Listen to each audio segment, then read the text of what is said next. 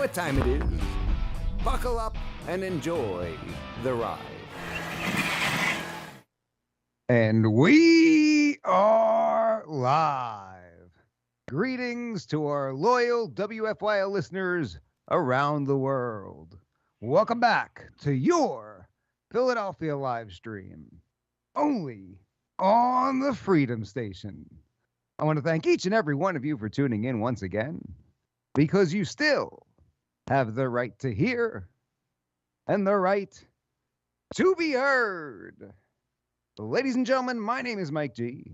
As always, with me are Philly Chris, Russ the producer, and Liberty Lee. And you're listening to Mike G in the Morning with The Law Matters. And you can listen to our program every Friday at 7 a.m. Eastern, only on the Freedom Station, WFYL. So let's be heard. I want to remind our listeners that you can participate in the free and open exchange of thoughts and ideas throughout the entire week by visiting MikeGinthemorning.com. What's it called, Philly Chris? MikeGinthemorning.com. How about you, Russ? MikeGinthemorning.com. Liberty?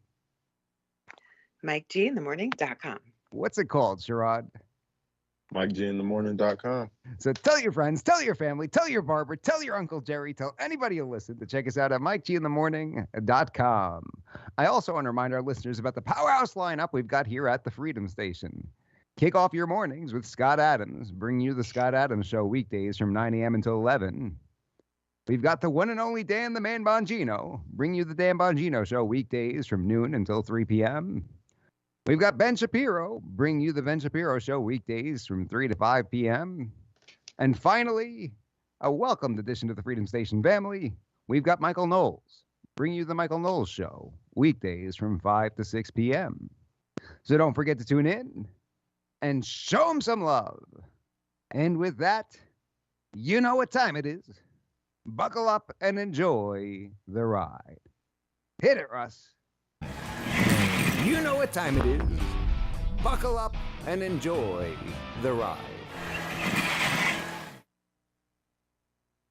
I'm sure our listeners have well noticed at this point that while Mike G is usually at 11 out of 10 during the intro, that it was maybe not 11 out of 10. I am dealing with the turn-up. I've got my second turn-up, and Sherrod, in case you're wondering what the heck I'm talking about, we have to speak in code on these platforms, otherwise we get deplatformed. But For sure. I am kicking the turn-up at this point in time, and still happy to be here with my loyal Mike G in the Morning family. Everything is well. I've turned the corner. I'm good to go. Not today, is what I say. You know, there's so many people out there on the other side who just sit there and wait. They're like, oh, pretty please, let it get this conservative talk radio host. Please let it take him out. Come on. I can't. Pretty please. They're out there crossing their fingers and hoping. Sorry, fellas. Not this time. Don't know what to tell you. Obviously, we've had a pretty rough couple of weeks in this country, dealing with some absolute atrocities with what took place in Texas and what took place in Buffalo.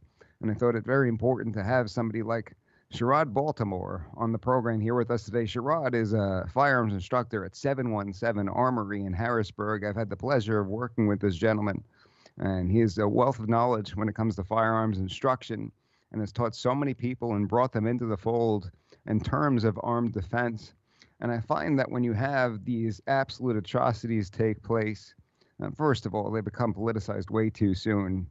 In my opinion, it's unfortunate, and I understand that people want to have this conversation and people want to ask questions, and that's totally understandable. But it seems that this should be a conversation, and these questions should be asked all the time, and it shouldn't just happen in the direct aftermath of when these incidents take place. It almost seems like they're capitalizing upon them when that happens. And you see O'Rourke going out there, Robert Francis O'Rourke, going to the front and center and trying to almost take an opportunity is what it seemed like. And I know that people on the anti-gun side are hailing him as a hero, saying that this is what it looks like to stand up to the NRA. But I don't think that does anybody any good. It seems like using this incident And this absolute atrocity, something that is absolutely heartbreaking to sort of advance a political gain instead of searching for solutions, evaluating the problem, and getting to the root cause. I find that typically there are two types of people in the aftermath of these atrocities. Is you'll have one camp of people who say the government needs to do something, and they need to implement gun control because that will keep all of us safe. If they get rid of all the guns and they make these restrictions, that'll make all of us safe. And then there's another camp of people who say, you know what, I want to arm myself, and I want to be able to protect my family. I want to be able to protect myself and take my personal protection as my own responsibility. I want to do something about it. I want to be proactive about it. And Sherrod, I'd imagine that those are the people that you run into, although I've witnessed you get questions about what is the government doing about more gun control. So first, before we get into all that, Sherrod, why don't you tell our listeners a little bit about who you are, what you do, and what your professional life is like? Absolutely. First of all, I want to thank you for having me on. Definitely appreciate the opportunity and the platform. But my name is Sherrod Baltimore. Like Mike said, I'm the head firearms instructor at 717 Armory in Harrisburg, PA. I have a background in private security, which I did for about 5 years after I graduated from Virginia State. Since then, I've been training all over the country. A lot of big name instructors, tactical response, carry trainer, Ronin tactics, fieldcraft survival, host of big instructors you may have heard of. I've worked with and alongside those guys, and I instruct full time now, teaching civilian, military, and police in self-defense and firearms tactics and firearms safety. Mike, we partner with, he is the gun law guy. If you have questions, I always direct people to Mike. And I often tell them when they have legal advice, I preface anything I say with, I'm not a lawyer. So take what I say with a grain of salt and then go seek legal advice. So, and just to kind of go off of what you said, Mike, most of the people I encounter at work are pretty pro-gun, pro-Second Amendment. However, in my personal life, that's not always the case. So a lot of times when these incidents and these absolute tragedies happen, and as I'm sure you guys have shared experiences, if you're known as the gun guy or somebody who's pro-Second Amendment, you're often immediately questioned as soon as a tragedy happens. Well, what do you have to say about this? Right. First of all, what I have to say is this is terrible. This shouldn't happen. This is a tragedy. This is unacceptable and it's outrageous. However, the solutions that I have for them sometimes differ from the people who are questioning me about the incident. And I think that it has been far too politicized, because if your immediate response to watching innocent life being taken is to put it on the lap of someone who's pro-gun, I think your stance is a little bit off, because I'm just as outraged as somebody who's completely anti-gun, because this situation isn't a gun issue. It's a human life issue. It's a societal issue, but people have different outlooks on how we solve them.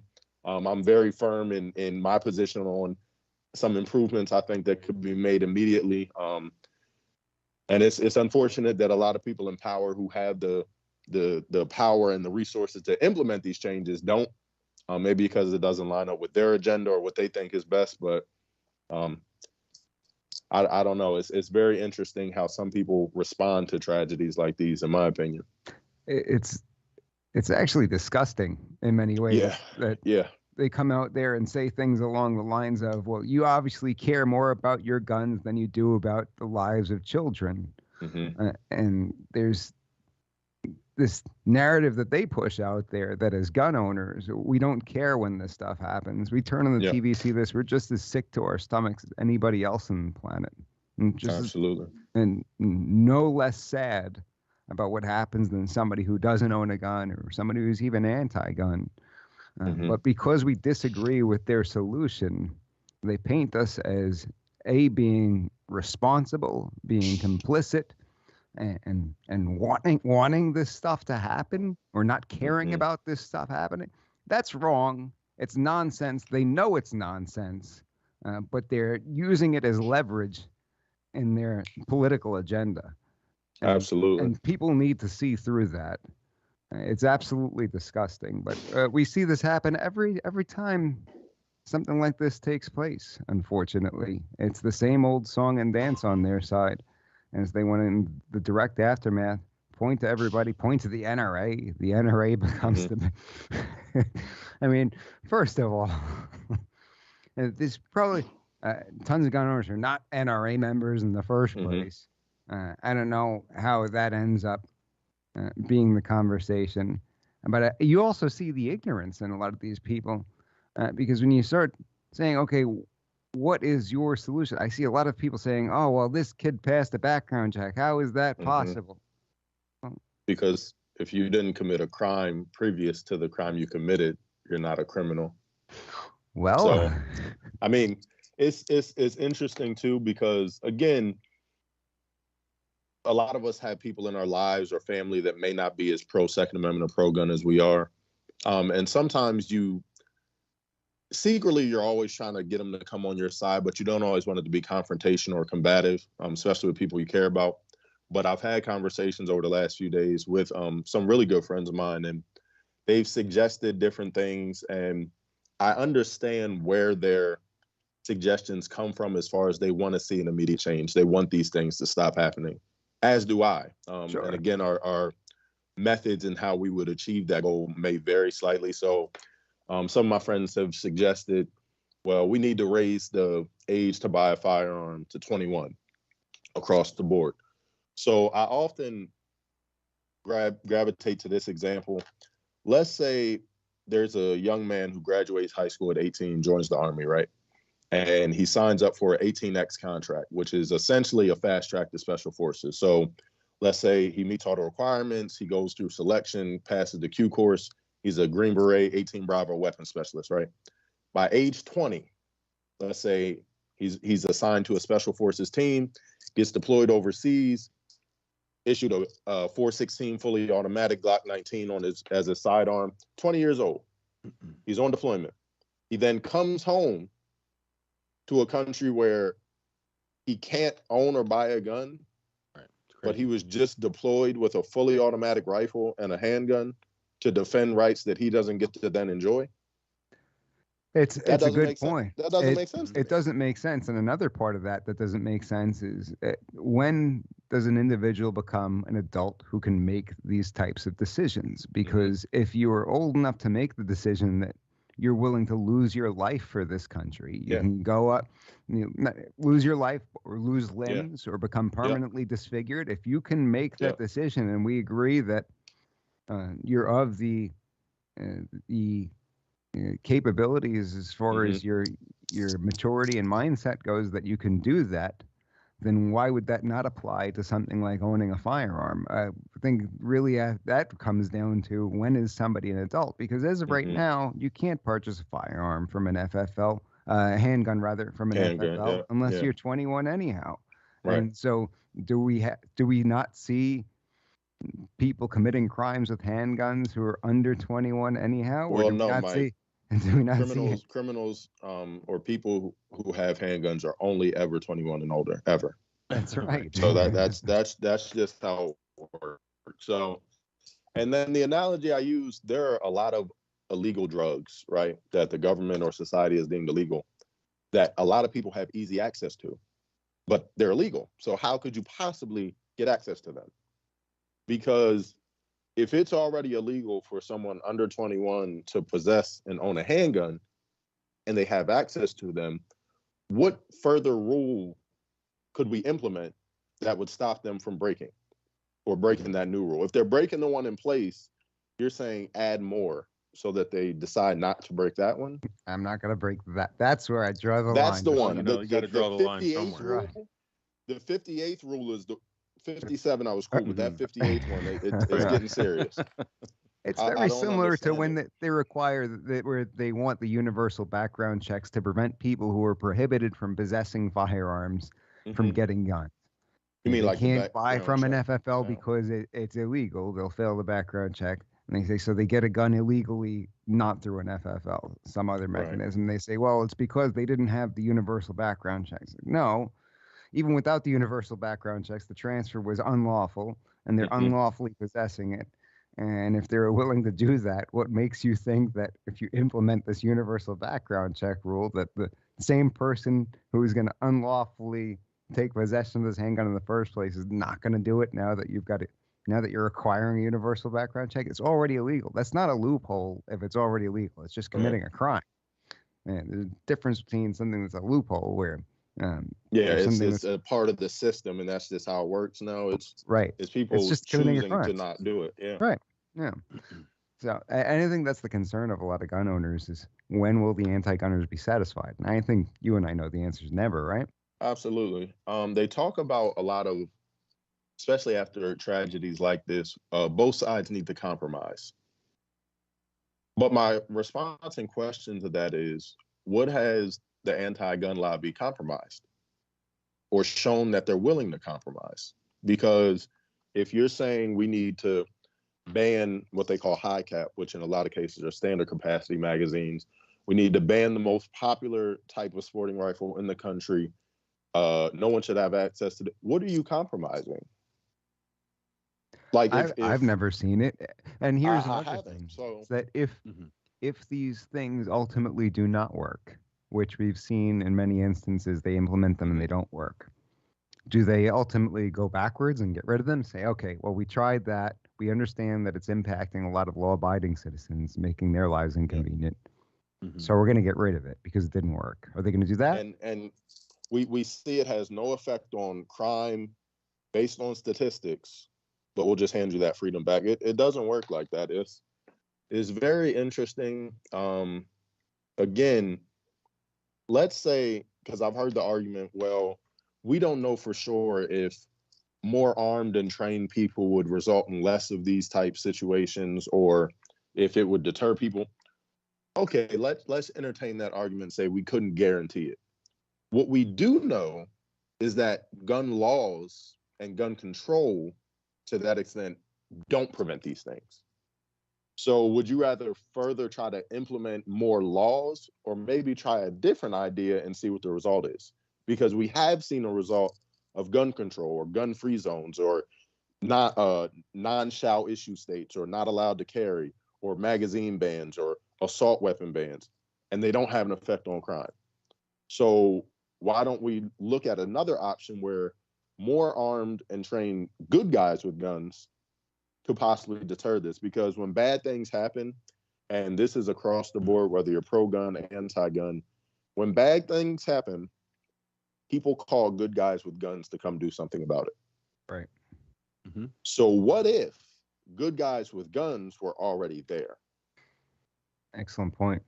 Right. Just a question, I mean, and again, so if we take the Buffalo shooting, for example, in New York, it's almost impossible to have a carry permit. There's a lot of firearms regulations and restrictions.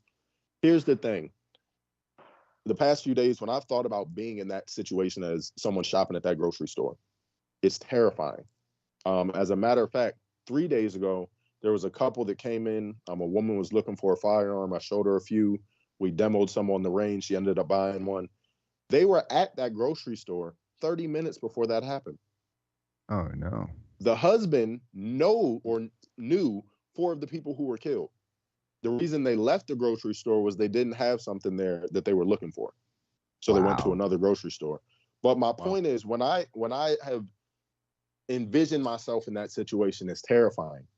I dread the thought of being at a grocery store alone or with family and hearing gunshots in the parking lot coming towards me, hearing screams, hearing chaos.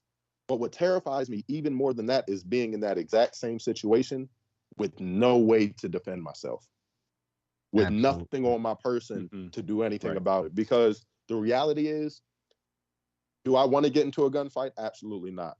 Do I want to have to fight someone who has a rifle with a pistol? No, I don't. But I definitely don't want a pocket knife. Right. So again, imagine if someone there or multiple people were armed and trained. The situation may be the exact same.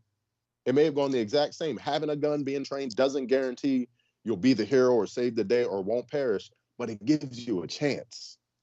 Why would you not want a chance? Because those people who were murdered had zero chance to resist. They had no chance because they chose to follow the law. Good point. Which put Think them about at a severe disadvantage. They were victims because they were doing what the government told them to do. Right. That's unfortunate. It's terrible. I saw a good quote the other day. It said, making good people helpless won't make bad people harmless. Never will. So, yeah. Never will. Never will. Because if it's illegal to carry a gun here, so majority of people don't, that means that the people who are carrying it are breaking the law, right? So then now only the good guys are unarmed. That makes zero sense. So you have to ask yourself, okay, well, if seconds count in a life and death encounter and help is minutes away, that means that I'm my own first responder. So why not equip good people with the tools to respond correctly? Right. If the bad guys are going to have them, then why wouldn't the good guys want to be on an even playing field? Is what it comes down to. Absolutely.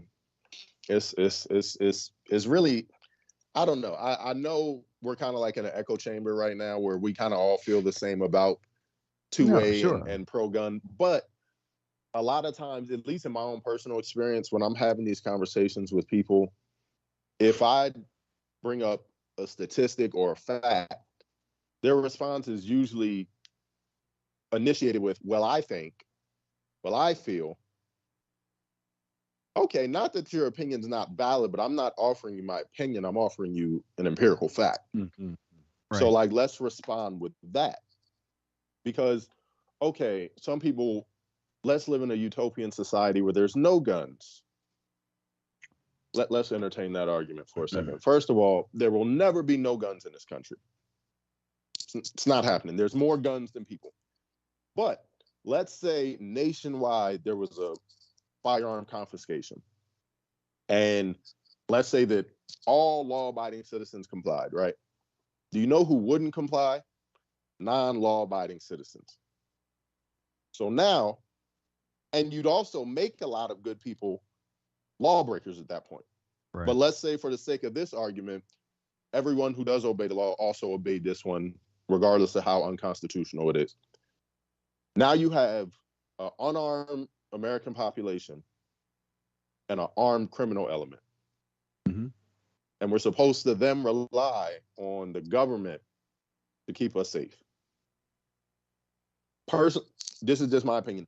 I take my personal security and that of my family personally. So it's my responsibility. It's my job. Would I like backup and help? Absolutely. Who wouldn't? But it's my job. That's how I view it. So Sure. A lot of people, I think, want to push off the responsibility of their safety or their security to other people, which I understand that mindset because Sounds nice. It does, but it's a burden to accept the fact that it's your responsibility. Absolutely. It's a scary thought to think, wow, if something happens right now while I'm with my family, it's my job to protect them. Mm-hmm. That's heavy.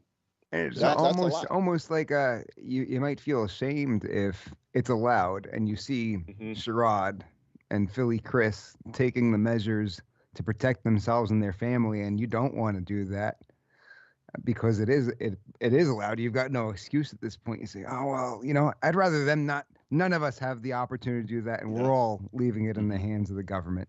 Yeah. Which, if we take that a step further, that's also a little bit of a scary thing, right? So let's say that in this fantasy land, which we don't live in fantasy land, but let's say in fantasy land, we got all the guns away from the bad guys and the good guys. Mm-hmm. So who does that leave with all the guns? It's just the government, right? Absolutely. And they're always the good guys, right? They would never abuse that power. They would never. I know they wouldn't. I know they wouldn't. History shows they're always the good guys, right? I class the government in with the bad guys, so no, they don't get guns. It's really sad because I saw a tweet from a fighter that I followed for a long time. He was the middleweight champ in the UFC for a little while, Michael Bisping. Dude's from England, and he tweets at somebody, "You piece of S, you care more about your guns than you do about kids. Go F yourself," or something like that. And this is a guy who's from England, lives in the United States. He made enough money for his family to be comfortable for the rest of their lives by something that was made possible in the United States, because mixed martial arts as a staple sport, and it existed over in Japan with Pride and everything like that, but the UFC would not be what it is without this innovative American company that made it what it is. And he's built all this wealth. He continues to work as a commentator for the organization, and he still doesn't seem to get it. He doesn't get the fact that nothing that he's achieved in his life would be possible if it weren't for a bunch of armed guys, right, being able to fight off a tyrannical government. Yeah. And if he had his way in the 1600s and the 1700s, then guess what? This would never exist. It's a good point. Wouldn't have happened. It wouldn't have happened. It's a very interesting point too when people bring up the time period in which the Second Amendment was written, as if they're using that as, they basically contrasted with, well, when they wrote that, AR-15s didn't exist, so they weren't talking about these guns. Here's the interesting point about that, though. When the Second Amendment was written, citizens had the exact same firearms as the military. Mm-hmm. So in a lot of respects, we are less armed now than they were. Sure. Because the military has M4s. We do not. They have fully automatic machine guns. By and large, we do not. So people in high offices say, well, when they wrote the Second Amendment, you couldn't own a cannon. Actually, you could, and you still can now, legally. So a lot of people that talk about the Second Amendment, I don't think they know what it says, to be quite frank. I don't think they could recite it. It's not about hunting. It's not about deer wearing Kevlar or things like that. But again, the thought of possibly having to take up arms to defend your freedom from an entity in which you view much superior or much larger, I think we all could agree is terrifying. It is. It's a very scary thought, and we hope the day never arises, never comes, never gets to that. But that is why it was written. So again, me giving up this and giving up that and is literally chipping away at the thing they said shall not be infringed. It's really that simple. The Second Amendment isn't the government telling you that you can have firearms. It is telling the government they cannot take firearms away from you because it's a natural right. It's not permission. It's not a privilege. It's a right. People will say, well, we need mental health evaluations before you sell a gun. It's a very slippery slope, because what are we then going to deem mentally unfit to own a firearm? Veterans with PTSD? Because I know plenty of them that have never shot up a school or shot up a grocery store. Are we going to say if you had a violent thought ever in your life? What's the criteria? Who are these medical professionals deeming you unfit to own a firearm? Because yes, you might be a medical professional in the field of mental health, but you're not a firearms expert. Right. So then how are we crossing these two arenas to deem who's fit and unfit? And then are we also going to do that across the board with other rights? Are we going to make you take a civics test to vote? Because I know some people that don't know how many, they don't know how many branches of government there are, but they voted. Right. Should you know? Absolutely. Should you know how different branches of government work? You should. But that's not a requirement to vote. Well, what about even the basic principle that you just mentioned, the fact that the Bill of Rights protects these fundamental God-given rights from the government and doesn't grant us rights, because if they grant us rights, they could take them away. How many people do you think know that who are out there voting? And I'd say not a lot. Not a lot. But there are a whole host of different issues in terms of your Second Amendment and protecting our Second Amendment rights. And the mental health stuff is an interesting one, because even with the system the way it is now, involuntary mental health treatment in Pennsylvania under a Section 302, what that takes is an accusation and a doctor's signature. And I deal with these cases every single day, and I have for many, many years. And it's astounding how many people end up with involuntary mental health treatment on their record and they become prohibited from owning and possessing firearms based on something that is total nonsense. And the time and the effort and the money that it takes to ultimately get that reversed Reverse that. is out of control, and people don't realize how simple it is. And when you start telling people some of these stories, it starts to freak them out a little bit. Because there are people out there who think that you're mentally ill if you want to own guns, right? Yeah. There are people out there who think you're mentally ill if you believe in God. Yeah. And they say, oh, you believe that some talking snake told a lady to eat an apple, and that's what caused everybody to have some guy come down and die on a cross? You must be nuts yourself. I mean, the lady on The View said that you're nuts if you talk to God, right? And you're mentally ill if you talk to God. So is that going to become the standard, these evaluations? I don't think they realize what laws are already on the books. Like, going back to the background checks, how did you pass a background check? You say, well, if you hadn't committed a crime, then what are you going to do? Really? And so if they say, waiting periods, how about those, Mike? Yeah, so just make them wait. So if you postpone it a little while, we wouldn't be having this conversation if this were to happen a week later, right? They never talk about the flip side, though, of waiting periods. What if a person is purchasing a firearm because they feel their life is in danger? It's happened. It happened in New Jersey. New Jersey, absolutely. It was the Brown case. This lady had a scorned ex-lover, and because they have to get a permit to purchase a pistol, after they get a firearms purchaser identification card, they said they were going to expedite her process. She got killed while she was waiting. It was horrible. It was horrible. Nobody was there to protect her, to save her. The same people who were going to say, oh, you need to go jump through all these hoops. Okay, so then you come to my house. And you sit there and wait. You protect me, and you get shot when this guy comes and tries to kill me. They're not going to do that. It was interesting too. In the beginning of the pandemic, I saw a lot of gun stores in California where people were rushing out to buy firearms. Which, okay, if you feel times are getting a little dicey, you like to have protection for yourself and your family, I'm never against that. But they were shocked and outraged when they went to the gun store, picked out the gun, passed the background check, paid for it, and then they said, okay, we'll see you in 2 weeks. What? What do you mean? Good luck. Oh, yeah, mandatory waiting periods that you voted for. Right. See you in 2 weeks.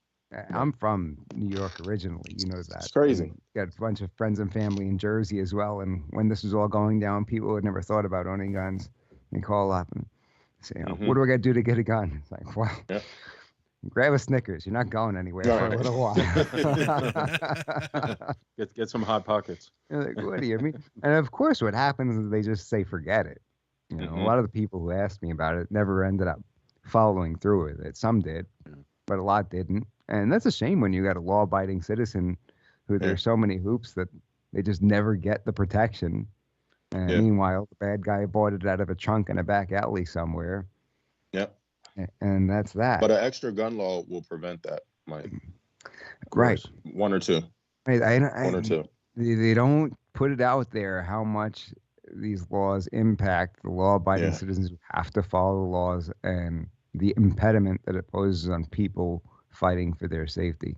For those of us just tuning in, you're listening to Mike G in the morning with The Law Matters on Freedom Station, WFYL. We've got Sherrod Baltimore, lead firearms instructor at 717, here with us and discussing the ability to protect yourself and how do we respond to these active shooter situations. How do we develop an armed response? So Sherrod, when you have people who come to you in the aftermath of these situations and they decide, you know what, I'm not going to depend upon the government. I'm not going to hope that there's some magic law that comes out that takes all the guns out of the hands of the bad guys. And not only takes the guns out of the hands of the bad guys, but they're not going to pick up some other implement and try to kill people using knives or run through a crowd with a minivan like we saw, or a truck like in France, or a pressure cooker like in, all these different kinds of ways that people figure out a way to do evil things when they want to murder people. So when they come to you and they start to make that decision, what are your first steps for them? How do you get their feet wet, so to speak, and how do you lay this out for them? My first step usually is reassuring them that the feelings and emotions they're feeling are not singular. They're not alone in that.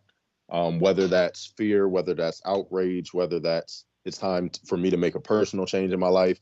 I say that not only is letting them know there's been other people that have come in their same position, but also as this side of the aisle or the pro to it, we feel the same way. Something does need to drastically change to prevent these things from happening. I welcome them. I'm glad they've decided to take their personal security personally. And honestly, most of the time, after a few lessons or a few times at the range, the feedback I get is that they feel empowered. They feel like, wow, now that I've actually done this, I also realize how much more I need to train, how much goes into this. I was wrong about this. A lot of people will say, or they criticize the process of purchasing a firearm. Oh, well, it's too easy.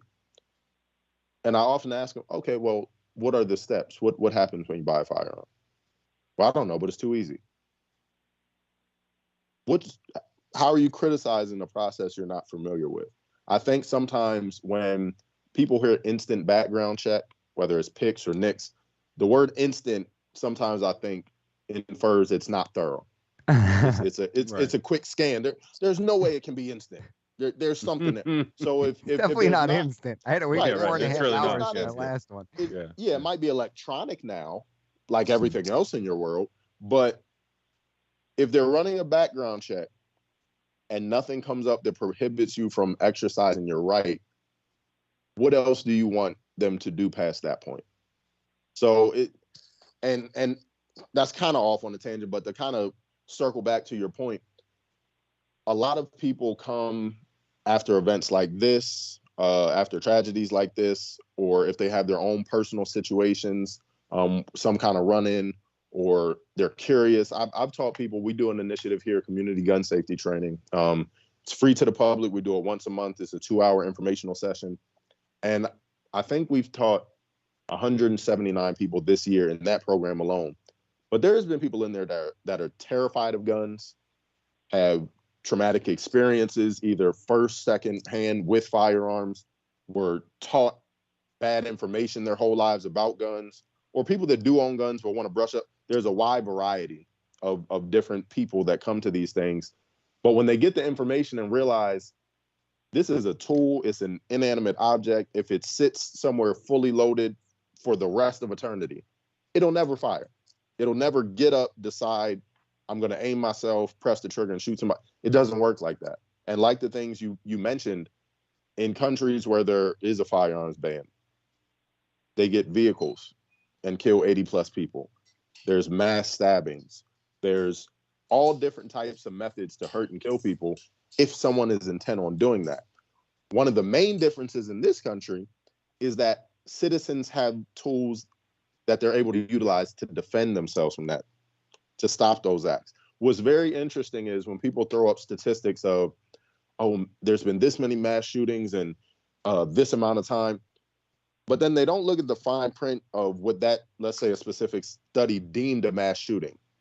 There were 2 or more people. There were multiple gunmen. So are we accounting gang violence in this as well? Because are those mass shootings?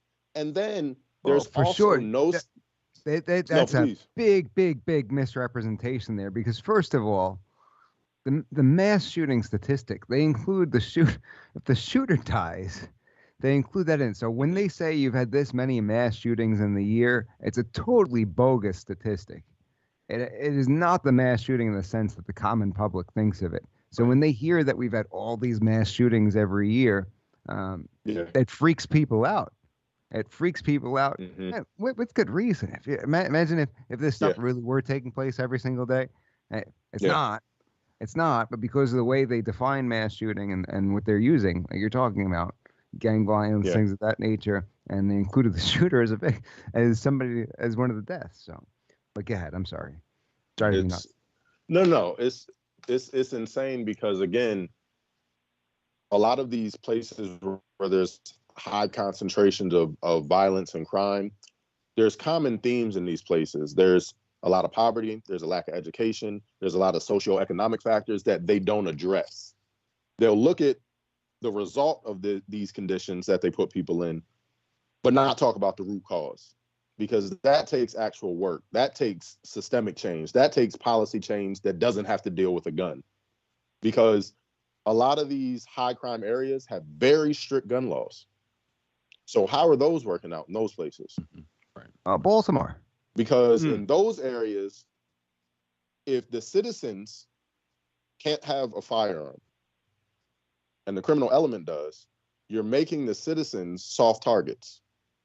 Because if person A is carrying a gun illegally and they know for a fact, let's say 99% chance, person B is not carrying a gun, that makes them a much easier target, because this is a law-abiding citizen. But if we look at places where people are allowed to carry firearms, they become harder targets. One of the things, I was having a debate with a really good friend of mine. I said, oftentimes when we see these tragedies happen, they happen at places where the killer thinks they won't meet a lot of armed resistance. They go to schools, they go to churches, they go to grocery stores. I said, imagine if a lunatic like this looked at their city and couldn't think of a place where they could go that they wouldn't meet armed resistance. Where would they go? Maybe they wouldn't. But even if they made a decision to do this, they'd be met immediately with the same amount of force that they're trying to apply. Because let's look at the Texas school massacre that just happened. Why do law enforcement officials have to respond on scene instead of being on scene? We guard our money in banks with armed guards. We guard jewelry stores. We guard sporting events. We guard congresswomen, presidents, like all these government officials with armed guards. But the most precious things in our society, we put up a gun-free zone sticker, and then when stuff goes bad, we call guys with guns. Well, there's a typical response to that is, well, it's going to be so traumatic for children to have to see men with guns be at the school all the time, and we're going to have kids do that. It's like, okay, well, your alternative is throw some law out there that you hope saves them and not do anything about it. Unfortunately, in reality, a lot of times you're presented with a couple of options, and none of them are ideal, right? There's not an ideal option when you got crazy people out there who want to kill 20 kids, 20 innocent kids. If you got somebody out there who wants to kill 20 innocent kids, they're going to do what they have to in order to do so. That's not a good option. We would like the world to have no sick, twisted people on the planet who want to kill innocent kids. Unfortunately, that is not an option. We don't live in fantasy land, and we do have those kinds of people in the world. And you can't legislate that. So what happens when you do make these additional laws? You raise it to 21, let's say, and this happens anyway. Then what? 25. Then what? Is the blood 25? 25 well, is the blood on their hands then because they didn't come up with the proper solution? Because they're saying the blood's on the hands of the people with the guns who don't want additional legislation. So when they make the legislation and it doesn't work, is the blood on their hands? Will they take responsibility? It's like, all right, let's write a contract here, and we'll take. Well, that wouldn't be fair. That wouldn't be fair or equitable, Mike. Yeah. No, it's very interesting because, again, if so, you're talking about children being traumatized if they see an armed presence at school. How traumatic is it when they have to see an armed presence respond to a situation at school? Good point. Right. So and wait for one, like you pointed out, where they're waiting for somebody to show up. Yeah.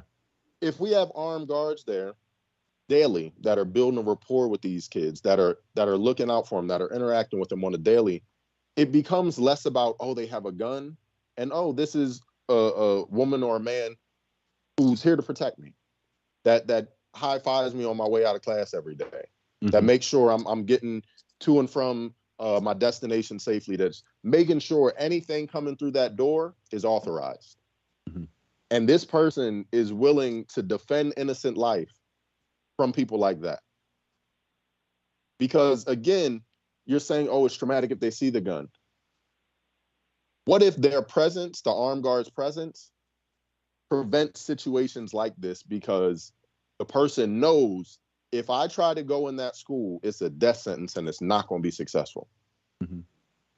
What if the sheer presence stops these events or severely cuts the number down? And people can argue, oh, it won't work. It won't work. Okay, let's try it because we've tried gun control. Y'all want to talk about compromise on both sides? We've tried gun control. This happened in Buffalo, New York. There's a lot of gun control. It happened.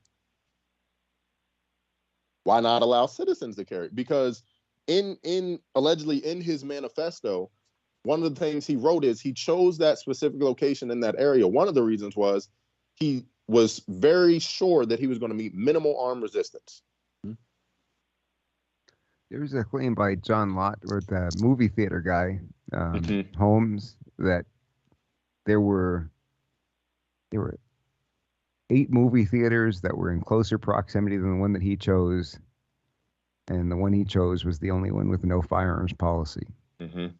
And he came to my law school and made a speech about that, and some knucklehead in the crowd said something about, oh, well, I'm from that area, and the movie theater with the no gun signs, they actually needed that because it was a pretty bad area. And Lott was just like, clearly it did them a lot of good with the situation. Clearly the signs stopped the bad guy, right? Yeah. Yeah, they talk about common sense gun laws. Kick that guy out of the law school, please. Yeah. And common sense gun, when they say that phrase, it's very deceptive. And I will say this, they're very strategic in how they try to implement gun control, because they're never just going to come out and say, we're banning all guns, because then there would be no argument from people who are kind of in the middle. It'd be like, oh, okay, that clearly is their agenda. When they say things like common sense gun control, to the average person, that sounds reasonable. Okay, common sense, that means they're probably not too harsh. They're just trying to stop crime, save lives. Okay, I can get behind that. But what does that look like? Sounds great. Yeah. Right. What does it look like? More gun control, universal background checks. Universal background checks don't work unless you also have a national gun registry to cross-reference it with. So now we're registering firearms to the individual, to the serial number, okay, so when they say this brand and model is now illegal, read their document and say, Mike, you have 4 of them. Turn them in by this date or you're a felon. And people will say, oh, that's ridiculous. They would never do that. Look at other countries. It happened in New York. Well, no, in other countries. Yeah, right here, domestically. Happened in New York. And then what happened was when they went to round them up, some guy in Staten Island got killed in the early 90s. Well, he should have just gave it up, right, Mike? He should have just turned it over, because it was for his own safety. Of course. But those same guns they rounded up somehow magically are still on the street there. Right. Being used. So now the only people that don't have them are people that obey the law, yet again. So again, it's not that we're saying we want the wild, wild west or just lawlessness. It's not that. We want good people to be ready to defend innocent life. And here's my thing. I also fully understand and respect the fact that that's not everybody's mindset. That's not everybody's calling. Not everybody wants to do that, because it is a responsibility. It's a heavy one. Cool. But don't try to stop me from defending myself and my family. Right. We don't have to agree. We can civilly agree to disagree, go our separate ways, live our own lives. But when you're telling me I don't think you should be able to defend yourself because I don't like guns, I don't like the idea of having to defend myself, that's where it gets problematic. Because we don't do this with any other right. I can say I don't like what you say, but I can't say I don't think you should be allowed to say it. It's freedom of speech. I don't want to speak freely, so I don't want, and you're not allowed to either. You're not. I don't know. Nobody. Those are some very hurtful words, Sherrod. I'm a little upset right now. Well, I'll have a complaint link you can fill out right when we're finished here, buddy. Yeah. Thank you. I'll send that over to you. There's like the anti-gunners of the road, right? You know about that, sure. Chris? Sherrod, do you ever go on the turnpike and you've got somebody in the left lane, and they've usually got a New York and New Jersey plate, and they're driving like 65 miles an hour in the left lane. They're just jamming you up, and you can't go any faster. I call them the anti-gunners of the road, because their attitude is, I don't want to drive fast, so Yeah. nobody's driving fast. That's Well, it. I'm slowing this whole highway down. Okay. That's right. Okay. For those of us just tuning in, you're listening to Mike G in the Morning with The Law Matters, only on the Freedom Station, WFYL. We've got Sherrod Baltimore, lead firearms instructor at 717, joining us today, talking about armed response to active shooters. Now, Sherrod, we had Guy Smith, who wrote a book called Guns and Control on this program a couple of times, and he was talking about how a lot of the anti-gunners will point to magazine capacity restrictions, but in all of the studies that he did, magazine capacity had no difference in these scenarios, but rather the real factor to be examined is the location at which these places, these things take place. So, for example, he was talking about how Vegas, you've got a bunch of people to this confined space with no easy means of escape. It would seem that a grocery store would be that same kind of a situation. Yep. Schools, certainly that same kind of a situation, where they can really get people confined to this one area. You could have as many victims as possible, regardless of, magazine capacity. Absolutely. And when this debate comes up, oh, nobody needs X amount of rounds to defend themselves. There's been firefights with one round fired. There's been gunfights with multiple magazines fired. So the true answer to how many rounds does it take to end a gunfight is you don't know. That's the true answer. But another thing is, let's say I'm only allowed to have 10 rounds in a magazine. How long does a reload take? Few seconds, right? So even in the Buffalo shooting, which he sickly live streamed, he conducted a reload. So if he only had a 10-round magazine, he would have reloaded anyway. Let's look at the Virginia Tech shooting where he used handguns. We have this protocol in schools, run, hide, fight. But it's very problematic because when they teach that, they don't teach where to run. They don't teach where to hide. They don't give you the tools to fight. So if I have a 10-round magazine and your only defense is to barricade the door, cut the lights off, hide in the corners, and stay quiet, my magazine capacity doesn't matter because you're defenseless. So you're sitting here, like you said, in this confined space. Okay, I'll fire 10 rounds, I'll reload in, let's say, 3 seconds, which is pretty slow, but I reload and I continue to do the same thing. That capacity doesn't dictate how lethal this encounter is about to be. What it does do is then limit good guys from defending themselves. Because here's the thing. Let's go back to the Buffalo tragedy. If, let's say, one or two guys in there had firearms with, let's say, a Glock 17 or whatever brand, 17 rounds, and let's say it took each of them 15 fired rounds to stop the threat because due to stress, whatever different factors, he was wearing body armor, things like that. Do you think anybody would be complaining? Well, the good guys had 17-round mags and they shot almost every round they had in order to stop him. Because the bad guys are shooting every round they have into defenseless people. So again, this magazine capacity thing, oh, you can't tell me what I need to defend myself because I don't even know how many I need. I hope I don't need any. I tell you how many you need, more than the bad guy, right? Absolutely. The bad guy. Nobody that's been in a gunfight complains about too much ammo. It's not a thing. Exactly. It's not a thing. It's not a thing. And nobody who's been in a gunfight then carries less ammo than they did before the gunfight. It doesn't happen. It just doesn't. So again, hopefully I'd never need my firearm. Hopefully I don't need a bunch of rounds. But I want to have all of them right then and there if I need them. Right? Because when lunatics come into grocery stores in full kit with ARs, I want every round I have at that moment. Sure. I can't carry all of them, but I want everything that I have at that moment because I don't know how many I need.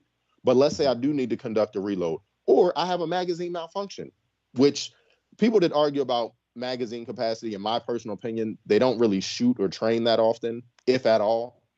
But magazines are weak links to guns. If the base plate breaks, if the feed lips crack, if the spine cracks, if they flex, if this goes down, this magazine, which is designed to be the weak link of the gun because it's a replaceable part, and I don't have a spare tire, to use that analogy, I have a flat. And unlike a car, which you can drive potentially on a flat, this is a unicycle. If this tire blows out, I have no other course of action. If I have another magazine, I can fix it. So that's one reason to carry extra magazine. But also, I want the most rounds in the gun initially to begin with, hoping I don't have to reload. So nobody needs more than 10 rounds to defend themselves. Okay, let's pull up law enforcement officers that have gone through 3 magazines to win a gunfight and go home to their families. And that's not because they were missing. That's guys hopped up on stuff. That's different elements of maybe it hit different barricades. Anything, whatever the situation is. Telling him he didn't need more than 10 rounds that day. Or this woman didn't need more than 10 rounds that day. Maybe this day they didn't, but the next one they might. So again, why are we legislating the capability of you to defend yourself? I heard that this knucklehead DA in Staten Island, who's supposedly a Republican, said, I don't understand why anybody would need that kind of a gun. It's like, all right, well, you're not going to be able to promise me that the bad guys aren't going to have it, right? You're not. Right. And so until then, if the bad guy might have it, I want to have it. That's it. and even on the flip side, Mike, let's use a home defense scenario. As the good guy, you'd want an advantage. I don't want a fair fight. Right? Yeah, you want an advantage. You draw your pistol and I'll draw mine, and we'll. I want to dominate. That's I don't right. want this thing close at all. I'm not That's the bad guy point. here. So if 2-3 guys come in, let's say it's 3 guys, 2 of them has pistols, one's not armed with a gun. I don't want a handgun. Yeah, I want an AR-15. That's what I want. Tool possible to protect your family. That's true. And the crazy thing is, they'll make these things, these lies. It's harder to shoot. It's easier to shoot. It's lightweight. It shoots a more powerful round. It holds more rounds. It's easier to shoot accurately. It's easier for women and children. And unfortunately, I say children because children are being attacked. So at a certain age, yes, I want them to be able to defend themselves, hoping they never, ever, ever have to, but fully prepared to. It's easier for everyone to shoot, and it's more effective. So why wouldn't I want that? Even if the bad guys don't have it.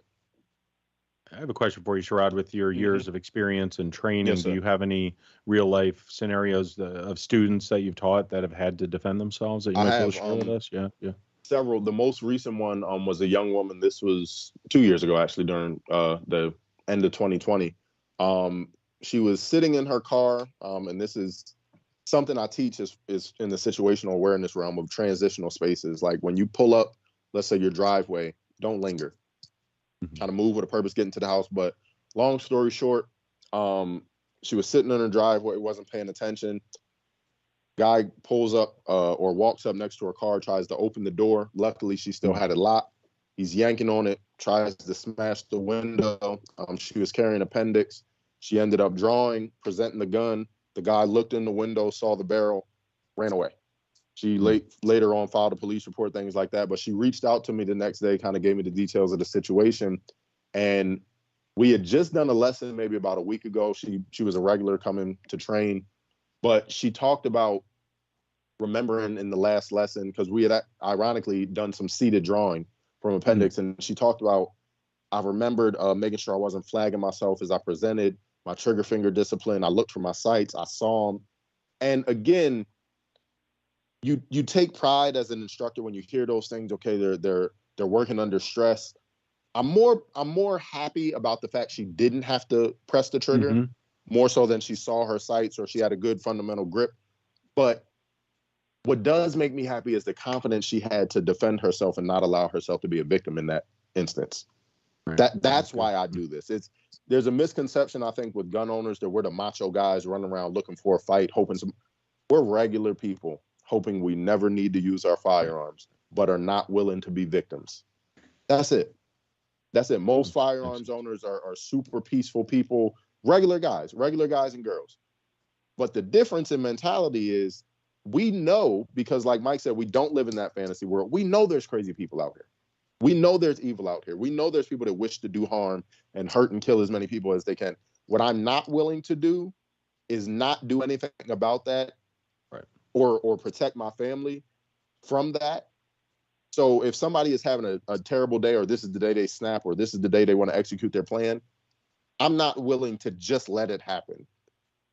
Personally, I'm not. Good. No, right. Yeah, that's I'm not. awesome. Were Good story. Were Thanks you for sharing. raised in a family where the importance of firearm safety and private ownership of firearms was stressed? Because I come from New York, where that's just totally not a thing. Is this something you grew up around? It is. My dad is actually a retired state trooper, Pennsylvania state trooper, and a former Dauphin County sheriff. So he was in ballistics for 17 years with the state trooper. So more so than growing up shooting, I grew up obviously learning firearm safety at an early age, but more so taking guns apart, cleaning them, understanding how they work, kind of the mechanical side of it, and then kind of caught the training bug later on.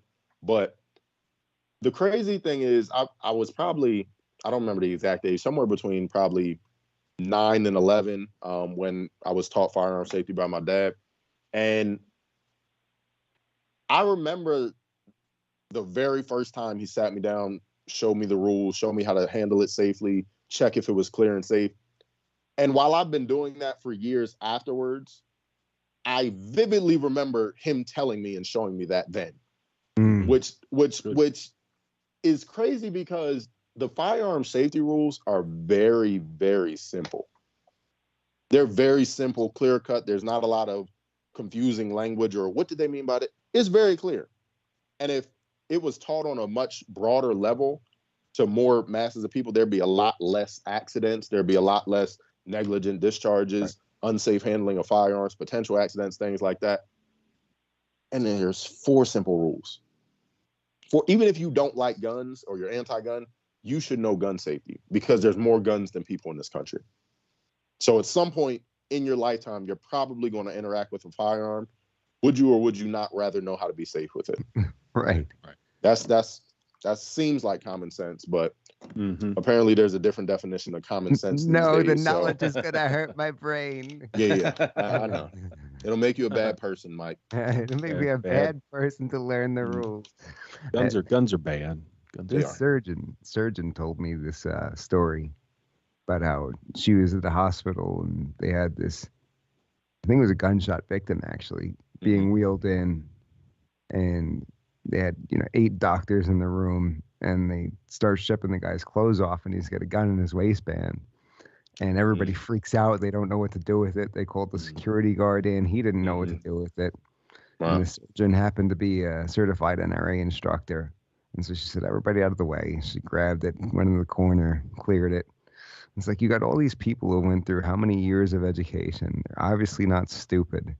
And not one person knows how to safely handle a firearm, the most basic fundamental principles. That's sad. Yeah. It's sad. We teach our children how to use knives, Right, and how to carry scissors safely. I had two apparently students. we don't teach them how to use knives because I almost cut my thumb off trying to get these photos. That's because you're from New York, Mike. That's why. Touche. No, but in a similar vein, I had 2 students, 2 young ladies about a year ago. They started coming. The reason, kind of the catalyst for them coming to train, they were watching a movie together, and there was like a bank robbery scene where 2 of the bank robbers were arguing with each other, started fighting, wrestling over a gun. The gun slipped and fell out of one of their hands and kind of dramatically slid right in front of one of the people in the bank, this woman in the bank, and she stared at the gun and picked it up like this. Oh. And in the moment when they were watching the movie, they told me later on, they looked at each other and said, "That would be me." I would have no idea what to do in that situation. In a situation where I could potentially save my own life and countless other lives, I have no clue how to do it. Right. We need to fix that. And So since then they started right? training. Yeah, but things like that. Again, the thought is scary. I get it. Oh my gosh, I might have to defend myself, and what would happen then, and would I be able to? Very serious and legit concerns and questions. But would you rather find some answers, get some training, be able to defend yourself, or just lay there and watch it? And I'm not judging you for whatever your response or answer is, but I know mine. And the problem is, regardless of what your answer is, your answer shouldn't affect what my answer is, or my right to have that answer. So good point. Sherrod, would you Mhm. be willing to come back on the program in a few weeks? 'Cause Absolutely, I man. want to get further into. I know that we had this current event thing that required a good deal of For our sure. conversation For today. sure. Mhm. But I'd like to get further into you and how you got into your career and everything. And Yes, I don't sir. want to. I want to do it the justice that it really deserves. I don't want to just gloss Absolutely. over it. So, would you be willing to come back in a couple of weeks? Absolutely. Do you have any Absolutely. parting words for our audience members? Stay encouraged. Stay sane. Have these debates with love, especially if there are people within your lives. I know it can get frustrating. And we often get attacked when tragedies like this happen, even though we have nothing to do with it. So stay encouraged, stay sane, love on each other, pray for the families of the victims, because Amen. they're hurting and broken right now, for the heartbreaking loss, and just keep them in thought and prayer. Amen. God bless, brother. Thank you for being Same here, to you. and I'm looking forward to having you back on the program. Absolutely. Thank you for having me. Ladies and gentlemen, Sherrod Baltimore, head firearms instructor from 717 Armory in Harrisburg, Pennsylvania.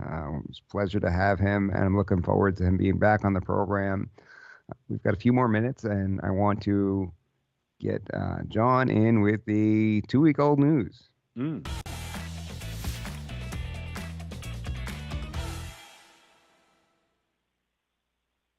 Two-week-old news with John. You there, John? I am here. All right. Here's with 2-week-old news. Happy Mother's Day, everyone. That's great. Thanks for the reminder. Great. That was good. What else we got? Is that it? Okay. We got New York judge orders Trump to pay $110,000 list contempt finding. I did hear about that a couple of weeks ago. I wonder what ended up happening with that. I don't think he cut the check. Yeah. I think they're still fighting it. I didn't hear what happened. Yeah. It's pretty good. I'll hear in a couple weeks. Yeah. Yep. Elon Musk says he would let Trump back on Twitter. Oh. All right. Mhm. And then here's one. Alabama fugitives Vicky White and Casey White caught in Indiana. Aha. Oh, wow. I think is that 2-week-old new news for you, news. Chris, or just regular news? That's regular new news. Yeah. I didn't hear Regular that. news. Regular news for me. I didn't hear that either. That's the best part about this segment is you get to figure out, is it really 2-week-old news or is it just news? Yeah. That's 2-week-old news. Right. Yeah, that You was should 2 throw weeks something ago. fake in there too. And see if we can Liberty figure did it know out. about that? Yeah, the fugitive that ran away with the corrections officer. Liberty knows about everything. though. Oh, okay. She's on top of it. I guess maybe after John tells us each headline, we should go around the table and say, is it 2-week-old news or news to Mhm. me? That would be that would be the choices, okay? So But it Philly wasn't. Chris, the two choices are 2-week-old news or news to me. News to me. Oh, I have a real trick one for you. Let's hear it. Gas prices reach an all-time U.S. high. That was 2 weeks ago, or is it obsolete by now if they reached another high? That'll be in the future too. I think. Yeah. That's going to apply every 2 weeks. I think that's going to be in the Yeah. news every day for a little It'll while. be $10 a gallon soon, unfortunately. Too high. You think we see $10, Chris? I think so. I think we're going to see it and higher. I hate to say it, but food Higher? shortages coming. You're nuts. More lockdowns. The monkey pox. And they're going to hand over autonomy to the World Health Organization over our freedom. Oh yeah, tune in next week. We got a good guest coming on next week. You said Mike too, right? But Well, next week we actually have a very major announcement. We have a big announcement. I'm not Philly Chrising you on this one. We've got a large big announcement next week that I'm very much looking forward to. What is it? Yep. And But back to the real quick. The corrections officer was about to retire. Can you believe it? And she threw her whole life away. Sorry, just That's a side crazy. note. It's crazy. wait, Right. so it was a Yep. female corrections officer and a male inmate? Yes, but Yeah. I don't confirmed if they were dating because I heard some weird stories that maybe it was like her niece's brother, like something kind of like that. But I think it might have been a love story. I don't know. And they took but off. Yeah, out, and he I think he had. Oh no, he went back to jail, and I think she died. So that's how she went out. She wasn't. Wait, she married. died? She like there was a shootout? Yeah, there was a shootout when they caught them, I think. And I think, I hope I'm getting it right. One of them passed. I think he's going back to jail. That's what I gathered from the story. But she was about to retire. So think about that, throwing your whole life away. Wow. That's crazy. It's horrible. Another one. Florida judge finds DeSantis congressional map unconstitutional. New news. I heard something about 2 it. weeks. Yeah. Well, that's 2 week old. That's 2 week news to me. I don't really keep up with Florida things. I try to. Well, DeSantis is the future. The future of Everybody politics. else is saying it's news to me, or what was it, Mike? News to me. News to me. News to me. How about you, Mike? Mike. What was it? The Florida DeSantis, judge finds DeSantis congressional map unconstitutional. Oh, 2 week old news. It is 2 week old news. What else? We also have House passes $40 billion Ukraine aid package. Oh, jeez. 2 week old news. 2 week old. Yeah. Can we have another one? News that gets on my nerves. News they go. Oh, why? Tell us about this, Russ. Well, We're going to break into the. We're sending Russ how Drummond many news. how many dollars are we spending? Are we sending to Ukraine, and we can't even take care of our own people? True. Oh, 2 weeks Fighting a ago, war the that we House have no passed hand $40 in. billion Ukraine package. You don't feel bad for them, Russ? I feel bad for our people. So is it just a matter of prioritization? Is that Yes. it? That you, Yes. just because you don't. I think we should get our own house in order. Sometimes you got to make tough decisions in order to do that. Yep. I suppose. Life is full of tough decisions. It certainly is. It is. Yep.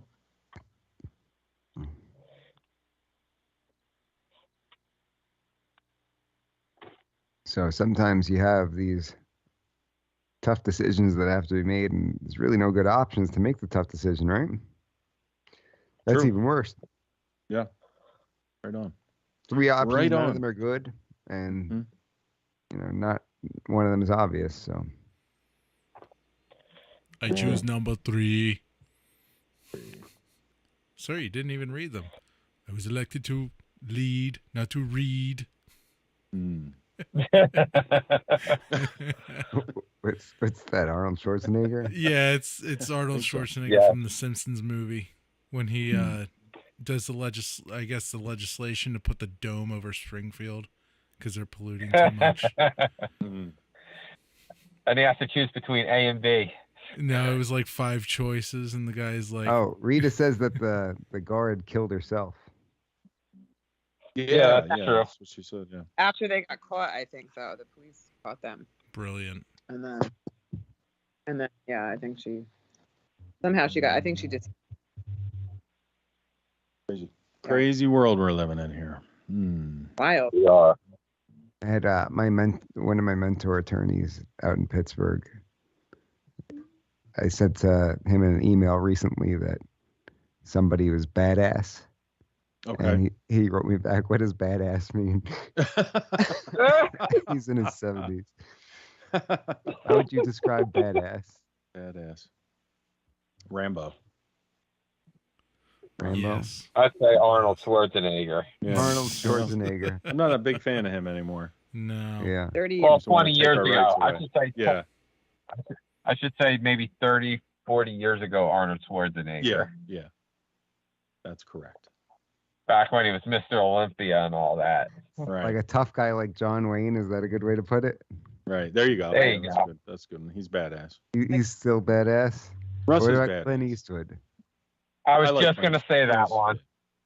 Yeah. Actually, if you open the dictionary, there should be a picture of Clint Eastwood for badass. Is it picture of Clint Or Eastwood? Chuck Or Norris. maybe Chuck Norris. Yeah, Chuck. Yeah, right. There you go. I want to know why Philly Chris doesn't like Arnold. He's, not so into our rights, and well, he's gone kind of left leaning with things. So, not a big fan of his anymore. Who's that? Arnold. Oh yeah. Yeah. Baker Hogan. Yep. And he was pushing the turnip or whatever too, I think. Zucchini. Yeah, the zucchini. I don't think anybody's pushing the turnip. He might be. I I think don't they know. were all Besides- pushing the turnip. I think some people are pushing the turnip. They're like, it's no big deal. It's fake. Right. Oh, here's Sure. something about this turnip. Turnip's definitely not fake, folks. Right. The turnips are real. Oh, here's something. Speaking of the turnip's turnip. real. I Mm. could vouch Made for it in twice. China like everything else. Mm. I think honestly, that's what infuriates me more than anything else. I think that there's so many morons in this country sitting here debating, most importantly, at the front and center, as to whether the turnip is real or not, or whether it's really that big of a deal, and B, whether the zucchini is effective and whether it's detrimental and all this other stuff. And everybody's losing sight of the fact that somebody ruined the effing world. Pretty much. By It makes it serious. by Right. releasing the turnip in the first place. That's right. And we've got all of these hints about where it came from. Sure.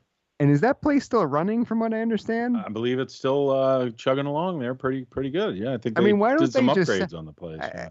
You send a local inspector to a restaurant that's got a few violations, they're shutting that Sure. place down. Right. And that place gets to keep running. They ruined the Yeah, world, and that place course. gets to keep running. What kind of... How stupid are we as a society? Pretty How stupid. much time you got? We are so Humanity stupid. is failing. Yeah, humanity is pretty much failing. It's like the watch this hand. Right. Come right. on, man. Yeah. Come on. Let's put all that aside for a minute. We could debate over all this another time. How about we shut them down first? Come on, Yeah. man. Figure this We have out. a Make pretty sure bad this... track record with containing things. Nuclear power plants would be another good example. We seem to think we are smarter than we are, which is a real problem. Now we have the banana. I guess is going to be the next one, right? Oh yeah, the banana. Right. Banana. yeah, We the can't- banana. I'm sure we can't say that either. Oh, Probably man. can't. No, that'll be. They're going to I'm use that for very some lockdowns probably. anti-banana. I am not getting the banana zucchini. The banana zucchini. You're an anti-banana, or That would be called the No, bikini. do they have a new banana zucchini? Yes, it's called the bikini, Mike. The bikini. I'm saying it Yes. now. I'm not getting the banana There you go. zucchini. Yeah, right. Boy. Are they going to have a banana zucchini? I'm sure they already got one. Yeah. Make some banana bread, zucchini bread, whatever you need. What Banana else we got, phone. John? Any other 2-week-old news? Oh yes. Speaking of the turnip, North Korea reports its first acknowledged turnip outbreak. Oh yeah, that's right. Sure, it's the first. And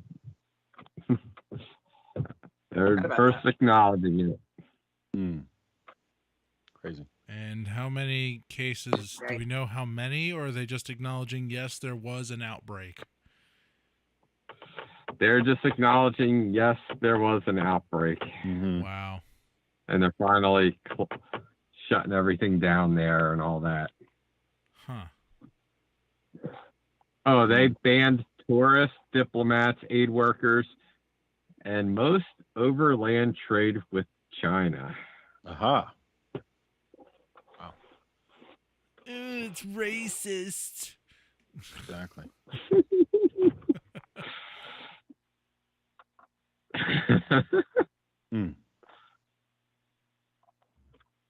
Crazy Somebody stuff. calls repeal of the Second Amendment. Yeah, of from course. Yeah. Common sense. Yeah, it's common sense. Common sense, Michael. What That's happened the word there? of the Somebody day. mentioned something. Chris, you were saying that this guy that we know was made some kind of a comment. You can follow him on YouTube if you want. His name is Justin Coates, Kotz. Okay. But remember I sent you that screenshot from something that he posted. It's an interesting What point. was that?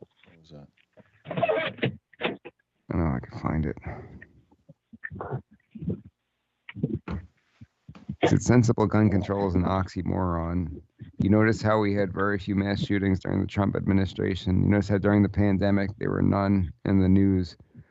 What, all the psychopaths were afraid of COVID? What, Right. no nutbag felt like shooting up a Walmart? Right. It's almost like the people who manufacture the news were preoccupied with something else. Oh yeah. Yeah. Go figure. 2022. I'm not gonna dive too deep into that one. Mm. Oh, I don't know that. I'm not saying like conspiracy theory or anything like that, but a couple of interesting points there. It is true, you know, where the people who do the best shit, well, I guess one point you could make in response to that would be that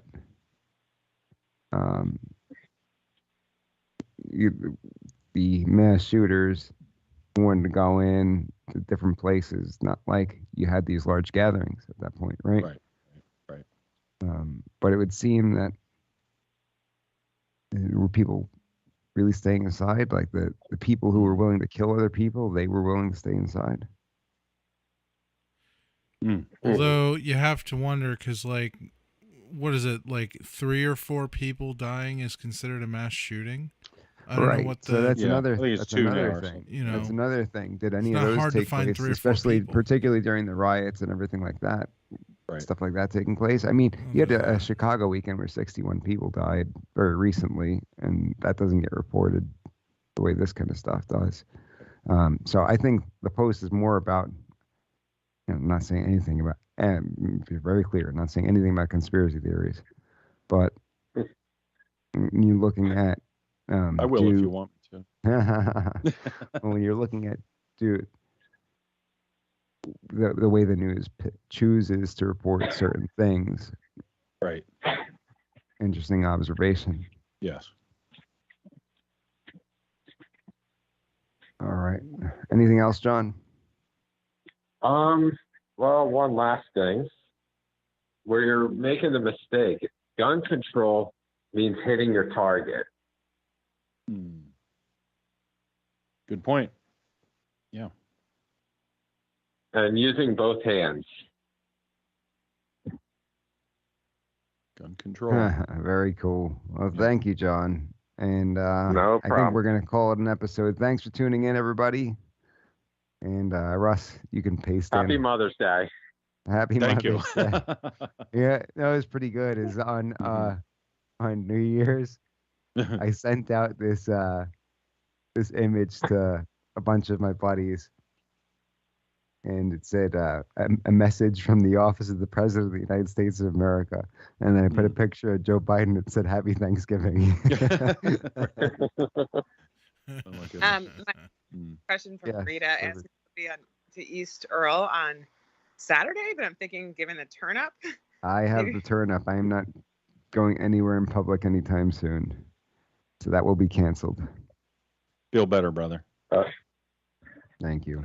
I do. I feel. I mean, if we're being perfectly honest, I feel pretty good. The only thing that got hit was my throat, and that's why I sound ridiculous. Sound a little raspy, but Good time to have some oodles and noodles. Thanks for powering through, brother, as always. Thank you. All right, Russ, you'll have to punch in an old outro because I ain't doing it. Let's have an NPR outro, Mike. Come on. No, thank you. I'm spent. All right, good night. Well, that's Everybody about all the applaud. time we have, Okay. folks. Go ahead, Yeah, Chris. If you want to do it, Chris, go why ahead. why don't you do it, Chris? But do it like you mean it. I want you to sell it because when you do it, Yeah. it almost feels like you're afraid. You're faking it.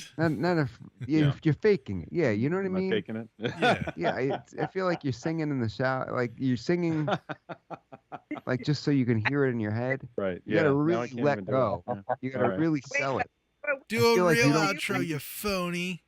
Because if you go, I heard a professional wrestler say this one time that like, when you're doing a promo in wrestling, Right. if you give like one little hint, one little iota that you're not believing what you're saying in the character's voice, comes off as terrible. But if you go 100%, you really let go, and you Right. don't worry. You throw caution to the wind. That's when it's believable. Right. Can you But wait, imagine like not to- Can you imagine like the Undertaker out there doing his lines? If you could kind of tell that he was a little embarrassed A and little like he wasn't hesitant. sure. Yeah, right. He wasn't sure, hesitant. It's exactly. I want you to do it, but don't be You there, hesitant. I want you to Triple H? let it go. Okay? Let it fly. And should Philly Chris use his commercial voice or his like? Well, that's about all the time we have, ladies and gentlemen. Thank you for tuning in. This is Philly Chris. Join Mike tomorrow on What We the People, where you'll be the legal analyst. Is that right? No, he Stick won't. around. It's the same day. Stick around. Stick around. No, he actually wasn't on this week. You can't. Yeah. You can't say okay. that. Okay. Yeah. Yeah. Well, there you have it. Oh yeah, I missed it. Yeah, because I had Yeah. to turn it. All right, let me do the real one. I'll show you how it's done. Oh, you do Chris. it. You do it. You Go can ahead, Brian. you can Wait, do it wait. next time, okay? You All right, gotta I'll let do it it next fly time. though, Russ. Let it Yeah, fly. do it. All right, I'll Really try throw it not out to there. clip the microphone. Yeah, do that. This might take me 3 or 4 takes. I haven't had the practice Mike has. You'll be all right. That's all the time we have for today. Stick around for We the People, the Constitution Matters. Pastor David Whitney, Professor Phil Duffy. Mike will not be joining as your legal analyst because he has COVID. The turnip. My bad. Turn up. See, it's not so